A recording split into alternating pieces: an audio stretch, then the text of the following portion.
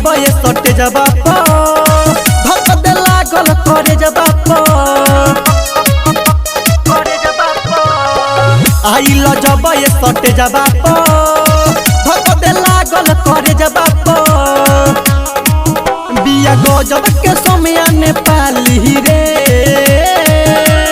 गहलो बुझाला होबे दही के छाली रे ढिलो ले गइल खेसारी के टैटू बाली रे गहलो बुझाला होबे दही के छाली रे ढिलो ले गइल खेसारी के टैटू बाली रे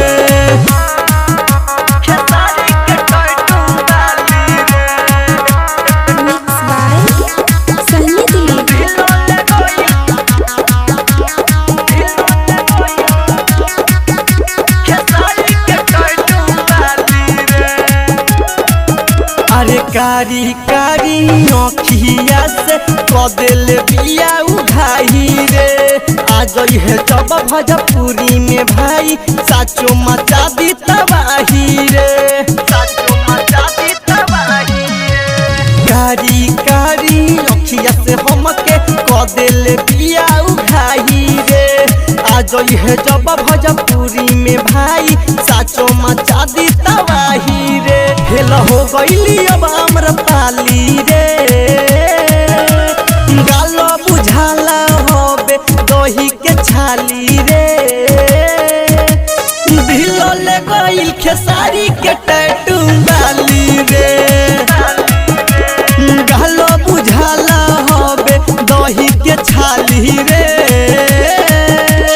ढिलो ले गइल खेसारी के टैटू बाली रे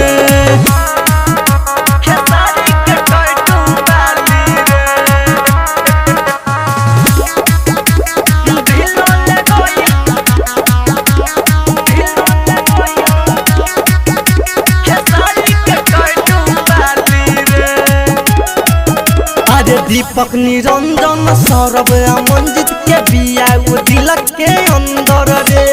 होश हवास गवा दिले बारे देखी के राइटर नरेंद्र रे दीपक निरंजन सौरभ मंजित के बिया दिलक के अंदर रे होश हवास गवा दिले बारे देखी के राइटर नरेंद्र रे कहे ज्वाला कोला जाली रे गालो बुझाला होबे दही के छाली रे ढिलो ले गइल खेसारी के टैटू बाली